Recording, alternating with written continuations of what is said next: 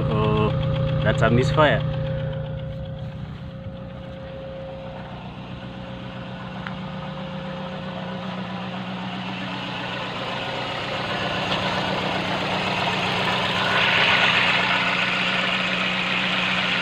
Hello and welcome.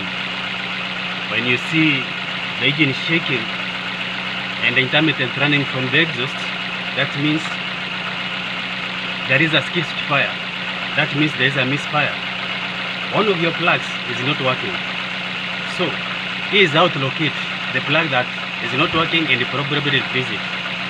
Now, what you do, you remove the power cable from each coil at a time, listening to the behavior of the engine and observing it. Let's do it. Number one.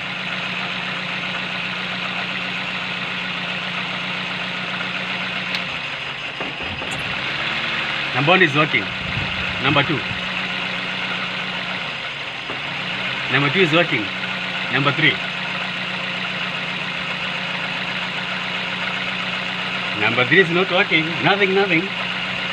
Let's see number four. Number four is working. So now, our number three is not working. How about a spark plug swap?